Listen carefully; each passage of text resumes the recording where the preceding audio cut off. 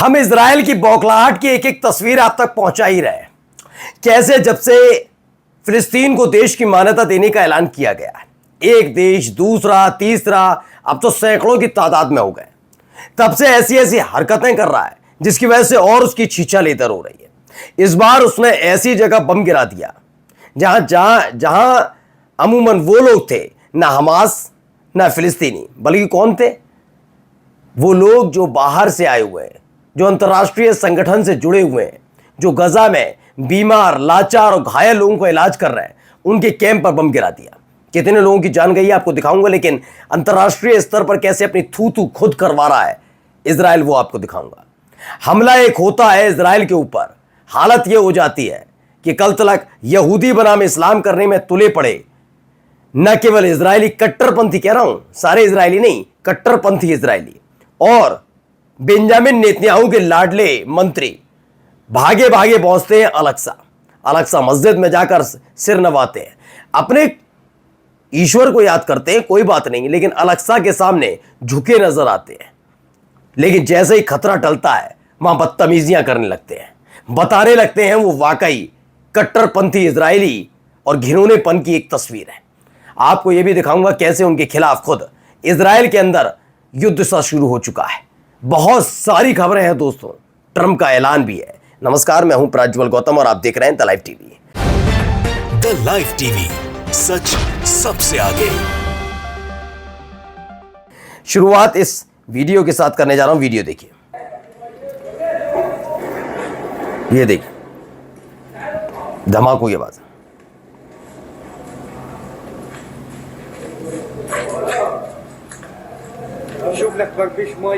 बताइए, हर तरफ आपको आगजनी नजर आ रही होगी।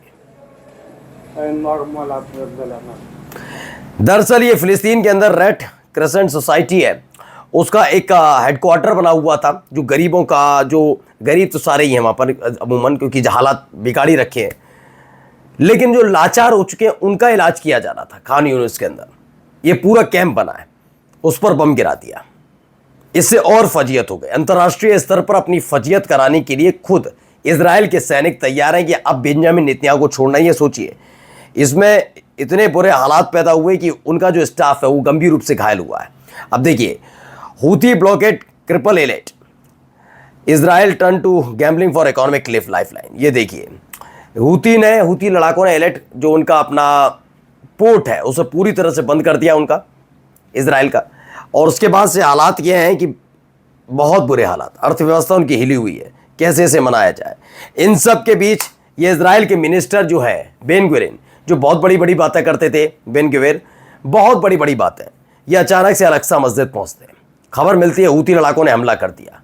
जानते थे आसपास कोई बंकर नहीं है, लेकिन ये भी जानते थे हूथी लड़ाके चाहकर भी अलक्सा मस्जिद पर हमला नहीं कर सकते।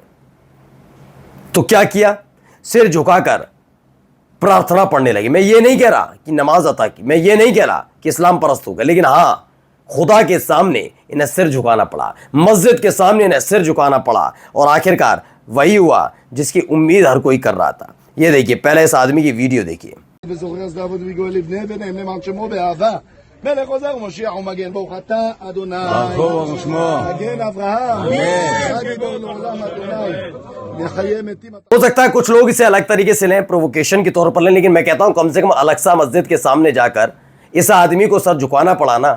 खुदा के अलग अलग प्रारूप हो सकते हैं। मैं ईश्वर कहता हूं, आप खुदा कहते हैं, अल्लाह कहते हैं, कोई ईसाई जो होते हैं वो अलग तरीके से याद करते हैं, यीशु कहते हैं, लेकिन हम सिर झुका रहे हैं। मेरे मंदिर के आगे कोई सिर झुका रहा है, यानी आस्था है ना। वही किया। वो मोबाइल में देखिए, ये धार्मिक कट्टरपंथी बनते हैं ना, ये नेतन्याहू के समर्थक, नेतन्याहू के मंत्री, इन्हें याद तक नहीं था, मोबाइल में से देखकर पढ़ रहे थे, लेकिन झुकाया कहां सर? अलक्सा। और जब वो अलक्सा मस्जिद के सामने सर झुका रहे थे, ऐसे तमाम इजरायली वहां लेटे पड़े थे। क्यों? क्योंकि हमला हो रहा था, सायरन लगातार बज रहे थे, हालत खराब हो गई थी, और उसके बाद वहीं सिर झुकाकर पड़े रहे, बहुत देर तक ऐसे ही सिर झुकाकर पड़े रहे।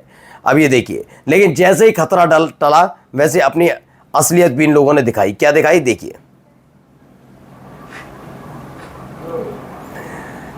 ये इनकी असलियत है। ये किसी के धार्मिक स्थान को कितना महत्व देते हैं आप समझिए। और ये इजरायली हैं। धिक्कारता हूं ऐसे इजरायलियों पर, सारे नहीं, ऐसे इजरायलियों पर जो दूसरों के धार्मिक स्थान का महत्व नहीं समझ सकते और जब मौत करीब आती है तो नाक रगड़ते हुए पहुंचते हैं और उसके बाद जब से मौत टल जाती है उसे तोड़ फोड़ शुरू करते हैं। ये इजरायलियों की औकात और हैसियत है। पूरी जिम्मेदारी के साथ बोल रहा हूं अपने चैनल पर बैठकर, ये लेवल है इनका हैसियत और औकात।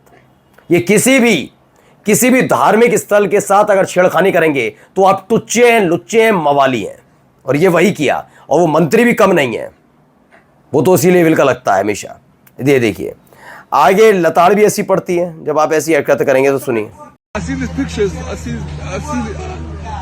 I can't. It's just terrible. It's heartbreaking. And heartbreaking to see what's happening, and the whole world is silent. And our Jewish name, what's happening?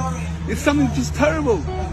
ये जौहर ममदानी ने लिखा कि we stand with the state of फिलिस्तीन not with genocidal regulus corrupt Israel. जैसे rabbi जो हैं, Jewish रब्बी हैं, वो कहते हैं हम फिलिस्तीन के साथ खड़े हैं, हम नरसंहार के खिलाफ नहीं हैं, हम करप्शन के साथ नहीं हैं, हम नरसंहार के साथ नहीं हैं, इन सब चीज़ों के साथ नहीं है। लेकिन देखिए धीरे धीरे गिरे युद्ध जैसे हालात हैं। देखिए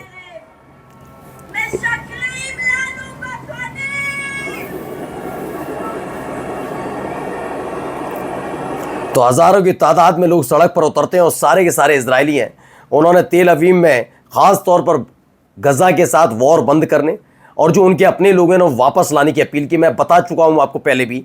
अब इनकी अपील ये है कि हमास के कब्ज़े में जो इनके इजरायली सैनिक थे, पहले उनके लिए डर लगता था कहीं हमास उनका कत्ल न कर दे, लेकिन अब इन्हें डर है कि हमास कत्ल तो अब तो 22 महीने में उन्होंने नहीं किया, लेकिन उनके अपने लोगों को भूख से मारने के लिए नेतन्याहू तैयार है। यानी इजरायलियों के लिए भी उसे कोई मन में इंसानियत नहीं बची है, खुद उनके लोग कह रहे हैं। ये देखिए ये तस्वीर साथ में साझा की गई कि हमास के कब्जे में जो इजरायली सैनिक है वो आज भी जिंदा है 22 महीने से, लेकिन मरेगा अब तो वो सिर्फ नेतन्याहू की वजह से जो खाना नहीं भेज रहा। आइए अगली खबर, ये वीडियो देखिए, पहली वीडियो। बेतहाशा भीड़ नजर आएगी। ये देखिए बारिश हो रही है, बारिश के दौरान आप देखिए पूरा सिडनी का ये सबसे विश्वविख्यात जो ब्रिज है वो घिरा पड़ा है लोगों से। और ये AI वीडियो नहीं है दोस्तों, ये रियलिटी है। एक और वीडियो देखिए, सोचिए पूरे के पूरे जो ऑस्ट्रेलिया के सिडनी के लोग हैं सड़क पर आ गए और इन्होंने फिलिस्तीन के समर्थन में नारेबाजी की है। ये निकल गए 90,000 ऑस्ट्रेलियन ने मार्च किया सिडनी हार्बर ब्रिज पर, और एक तरीके से फिलिस्तीन के समर्थन का मतलब आप समझ ही रहे हैं कैसे ये खिलाफ खड़े हो रहा है इजराइल के। ये देखिए वीडियो एक और।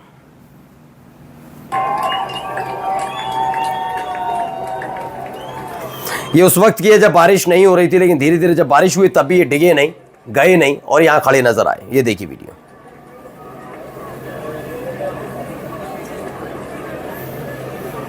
एक और वीडियो देखिए।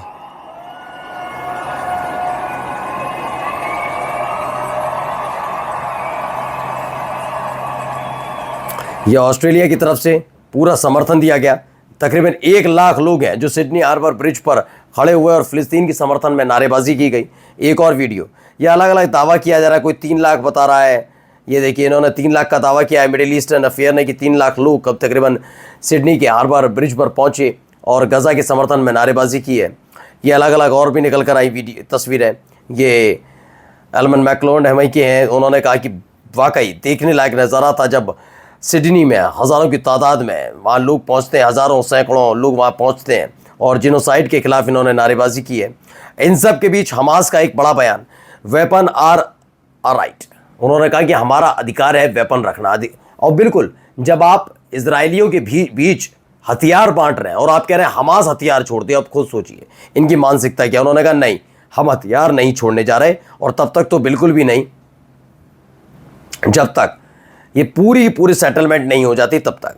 सीरियन आर्मी का आया SDF come to blow in Aleppo, ये बड़ी खबर निकल कर आई सीरिया की तरफ से। वहीं डोनाल्ड ट्रंप का एक बयान है, जरा सुनिए। Two nuclear submarines are on the move. As Americans finished their working week, the news that their president had ordered nuclear subs closer to Russia in response to remarks from the former Russian. इसमें बताया गया है कि Trump deployed 2 nuclear submarine near Russian water. रूस को पहले भी धमकी दे चुका है, न्यूक्लियर वॉर का ट्रंप की तरफ से दिया जा चुका है। भाई अमेरिका ने न्यूक्लियर सबमरीन भेजी हैं ब्लैक सी में, ये टेंशन बढ़ा रही है रूस और अमेरिका के बीच और ऐसे हालात पैदा हो रहे हैं जिससे वर्ल्ड वॉर जैसे हालात पैदा हो जाए। यानी कुल मिलाकर अमेरिका अपनी बेइज्जती झेल नहीं पा रहा कि उसके अपने लोगों ने उसका साथ कैसे छोड़ दिया। और इजराइल का क्या, इजराइल की तो वैसे भी कोई इज्जत रही नहीं अब। नमस्कार।